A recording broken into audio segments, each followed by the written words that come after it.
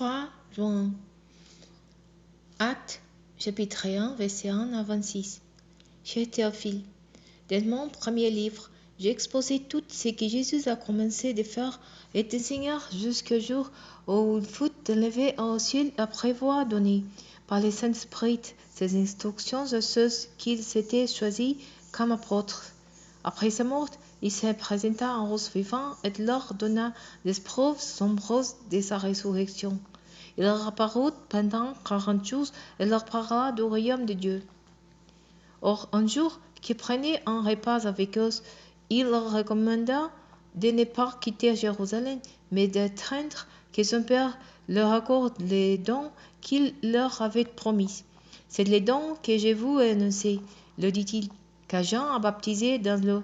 Mais vous, c'est dans le Saint-Esprit que vous serez baptisés dans peu de jours. Comme ils étaient réunis autour de lui, ils lui demandèrent, Seigneur, et c'est à ce moment-là que tu rendras le royaume à Israël? Il leur répondit, il ne vous appartient pas de connaître les temps et les moments que le Père a fixés de sa propre autorité. Mais le Saint-Esprit descendra sur vous.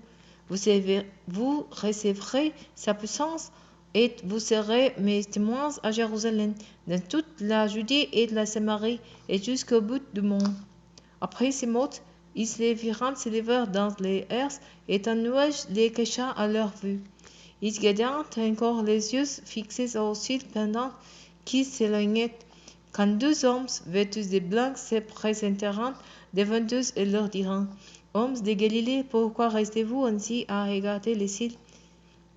C'est Jésus qui a été élevé au ciel du milieu de vous. Il descendra un jour de la même manière que vous l'avez vu y monter. Alors les apôtres quittèrent la colline qu'on appelle Mont des Oliviers, située à environ 1 kilomètre de Jérusalem, en retirant en ville. Dès leur arrivée, ils montèrent à l'étage supérieur de la maison où ils se tenaient d'habitude. C'étaient Pierre, Jean, Jacques et André, Philippe et Thomas, Barthélemy et Matthieu, Jacques, fils d'Alphée, Simon les Zélé et Jude, fils de Jacques.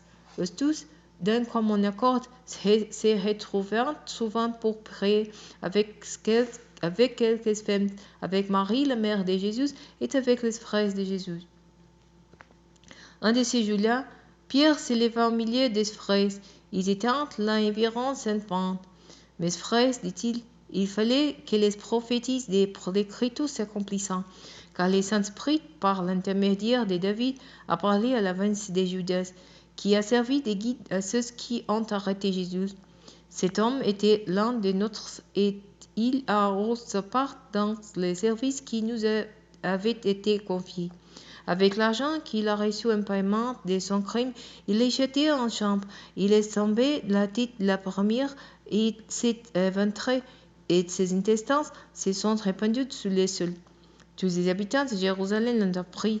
C'est pourquoi ils ont appelé ces chambres Akeldama, ce qui, dans leur langue, signifiait la chambre du sang. Or, il est écrit dans le livre des psaumes que sa maison reste vide et qu'il soit privé d'habitants. Et plus loin, qu'un autre prenne sa charge. Nous devons donc choisir l'un de ceux qui nous ont accompagnés durant tout le temps où le Seigneur Jésus s'illuminait les paix avec nous, depuis le moment où Jean l'a baptisé jusqu'au jour où il a été élevé du milieu de nous. Cet homme sert ainsi avec nous un témoin de sa résurrection. On présenta 12 hommes. Joseph, appelé Barsabas, surnommé les Justes, et Matthias. Et l'un fit alors cette prière. Toi, Seigneur, tu connais le cœur de tous les hommes. Désigne toi-même celui de ces 12 frères qui te choisit pour occuper dans cette charge d'apôtre la place que Judas a désertée afin de l'air à celle qui lui va venir. Vous retirant aux sortes, Matthias fut désigné. C'est lui qui fut adjoint aux 11 apôtres.